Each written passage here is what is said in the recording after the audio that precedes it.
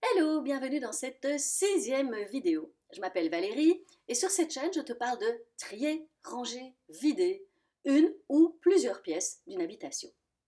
Dans cette vidéo, je vais te parler de deux livres. Le livre de Marie Kondo, La magie du rangement, et un livre de Dominique Leroux, L'art de l'essentiel. Pourquoi j'ai choisi ces deux livres? Figure-toi que j'avais déjà ces livres depuis un moment dans ma bibliothèque, bien avant de m'intéresser au home organizing.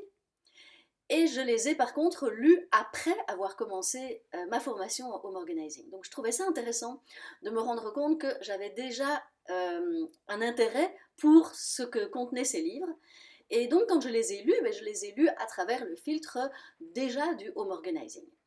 Alors je vais commencer donc avec La magie du rangement de Marie Kondo. Marie Kondo, elle est bien sûr très connue, c'est un peu la papesse du rangement au Japon. Et qu'est-ce que j'ai retenu en fait dans son livre? Déjà, ce que j'adore, c'est qu'elle parle finalement d'une façon de vivre. C'est vraiment une manière de vivre, un art de vivre, d'avoir rangé, et ça devient de la magie puisqu'il y a un impact réel, concret dans ta vie quotidienne. Alors, le premier point, c'est qu'elle parle de visualiser le mode de vie idéal dont tu rêves. Et ça, c'est essentiel de se demander pourquoi je veux ranger, c'est quoi mon objectif, c'est quoi ce que je veux atteindre comme résultat. Donc ça, c'est primordial. Ensuite, elle te parle de trier par catégorie.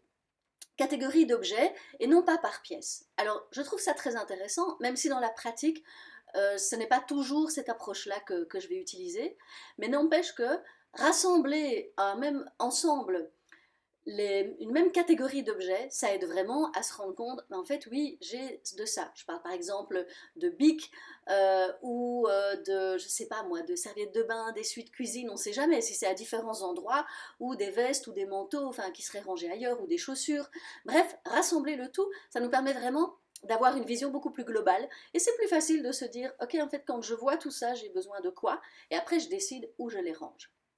La troisième chose, c'est la manière de plier les vêtements. Et bien sûr, elle parle du rangement vertical. Alors ça, c'est quelque chose que j'adore, que j'applique, puisque j'ai en fait des boîtes particulières, des boîtes en plastique que j'utilise pour ranger des vêtements, et je les mets de manière verticale, et je trouve ça top. Alors personnellement, j'ai regardé notamment des tutos sur YouTube, il ne faut pas hésiter à aller voir. Je ne dis pas que je le plie exactement comme elle, mais n'empêche que je me suis inspirée de ça et ça marche super bien. Et donc ça, je ne jure plus que par ça. Ensuite, elle parle évidemment de terminer par les objets sentimentaux quand on fait du tri. Alors ça paraît évident, du moins quand on est dedans, parce que c'est vraiment le plus difficile. Donc ça, c'est un conseil vraiment que je t'invite à suivre, c'est ne pas commencer par les objets sentimentaux, c'est-à-dire par exemple par des photos. Non, ça c'est clairement pas le plus facile. Donc il faut vraiment laisser ça pour la fin, parce que ça demande de l'entraînement. Et vers la fin, tu auras sans doute un peu plus facile à le faire. Et elle parle également de... Alors, elle parle, c'est un peu particulier, elle parle de toucher les objets et se demander est-ce que cet objet me met en joie. Alors, j'adore l'idée, la formulation est un peu particulière.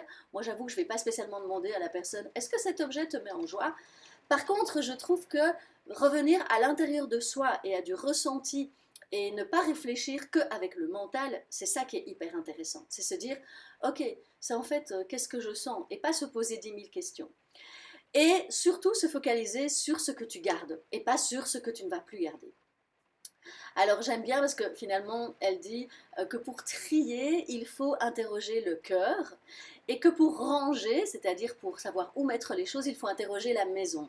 Alors moi je rajouterais une petite nuance, c'est que pour ranger, moi je trouve qu'il faut surtout regarder la maison et regarder en fait notre manière de vivre, nos habitudes, et en fonction de cela, trouver la meilleure manière de faire. Donc ça, c'était pour le premier livre. Ensuite, on passe au deuxième livre, L'art de l'essentiel, de Dominique Leroux. Alors, dans ce livre, ce que j'adore, oui, c'est qu'elle parle quand même, je ne vais pas montrer la phrase en dessous, c'est jeter l'inutile et le superflu pour faire de l'espace en soi. Alors là, c'est ça que je trouve surtout intéressant, c'est que finalement, elle insiste énormément sur la connaissance de soi, puisque finalement, pour pouvoir faire des choix, eh bien, c'est indispensable d'apprendre à se connaître. Notamment, elle dit cette phrase: sans tout ce trop, vous serez plus vous-même. Mais j'adore en fait cette approche. Et alors j'ai juste envie de te parler d'un point en particulier qu'elle aborde.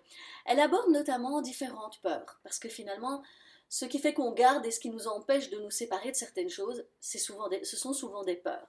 Je vais t'en citer certaines, comme ça tu verras s'il y en a l'une ou l'autre qui te parle plus particulièrement. Il y a la peur de faire le vide, la peur de perdre de l'argent, la peur aussi de perdre ce que l'on possède, la peur de regretter ensuite, la peur de s'engager, parce qu'elle dit oui, jeter, c'est un acte, entre guillemets, irrémédiable. La peur du changement, de l'inconnu, la peur de se retrouver seul avec soi, la peur du temps qui passe, la peur de la mort, parce que finalement, jeter, c'est une forme de petite mort. Donc je trouve vraiment que c'est très intéressant de regarder justement de plus près ces peurs. J'aime bien d'ailleurs la phrase « Quand vous n'avez plus rien à perdre, vous êtes libre ». Et je vais juste redire un petit mot sur cette peur de perdre, parce que je pense que c'est notamment le cerveau qui est un peu câblé en mode gain ou perte. Et le cerveau, il n'aime pas en fait perdre, il pense qu'il ne faut que gagner. Et donc, cette sensation d'avoir toujours plus, c'est une sensation de « ok, je gagne, j'ai des choses en plus ». Par contre, la notion de perdre, et ça, le cerveau a vraiment du mal. Et donc, on peut devenir très émotionnel, inconsciemment, en fait, en se disant « mais en fait, j'ai peur de perdre ». Donc, rien ne t'empêche finalement de faire une liste, de se dire il y a avantages et inconvénients dans tout. Donc, il y a gains et pertes dans tout. Et donc ça vaut la peine de regarder les deux facettes. Et bien voilà pour la vidéo d'aujourd'hui. Je t'invite à me dire en commentaire quel est l'élément de cette vidéo qui t'a parlé. Est-ce que tu avais déjà lu un de ces livres ou pas? Et je serais ravie de lire et de pouvoir interagir avec toi.